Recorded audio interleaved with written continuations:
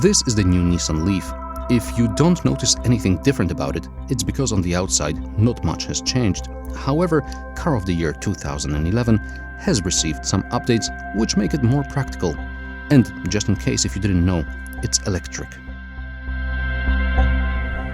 Is electric the future of mobility? Well, not in countries like Poland, where infrastructure is practically non-existent and there are no government incentives to buy electric cars.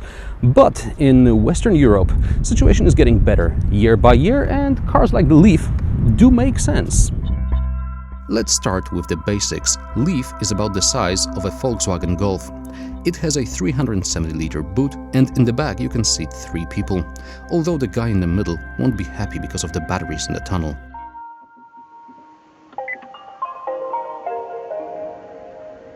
In the front, my only problem is with the steering column adjustment. Either the steering wheel is too low, or I can't see the day trip meter. And in an electric car, all meters are important.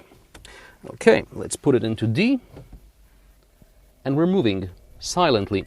The only sound that the LEAF makes is this sort of warning whistle that's supposed to draw attention of cyclists and pedestrians, and by the way, it doesn't really work. So I think it's better to switch it off and drive in absolute silence, which is intoxicating.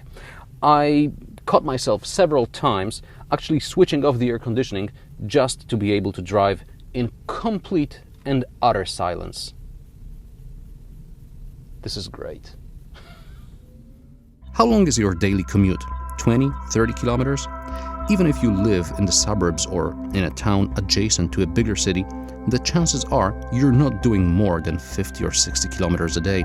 According to Eurostat, on average we drive daily between 30 and 40 kilometers. Meanwhile, the LEAF's range is 199 kilometers. Now, that's theoretical, but I did manage to do about 160 kilometers on one charge with air conditioning on, following basic eco-driving principles. In a Mitsubishi i-MiEV or a smart electric drive, you can't even dream about range like this.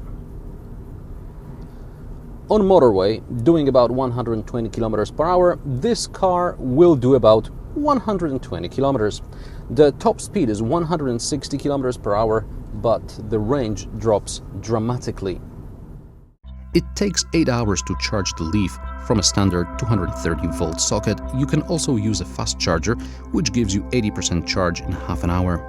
For about €1,000, you can also get a better charger, which will top the battery in just 4 hours from a standard socket. Driving 100 kilometers in a LEAF costs about 20% of what it costs to drive a diesel or a petrol car. Moreover, Nissan promises low maintenance costs, because under the bonnet instead of an engine, there's a bigger washing machine motor. Nissan LEAF is comfortable. It's got nice plush soft seats, it's got plenty of storage, it's got cup holders, it's got a place for a bottle of water in the door bins. However, despite the low center of gravity, the car rolls heavily in the bends, and going through a turn, like now, I have to turn the wheel a lot more than in most other cars. Although on paper the LEAF is like an Opel Astra with a 110 horsepower diesel, it feels much faster. That's because the electric motor gives it instant torque. Prices of the Nissan LEAF start at around €30,000 depending on the country and government incentives. Now that's slightly more than Mitsubishi i-MiEV or Renault Fluence, but considerably less than Toyota Prius plug-in hybrid or Opel Ampera. The last two models have petrol engines which extend their range, but in my opinion, for today, the LEAF is the most sensible solution with unconventional drivetrain.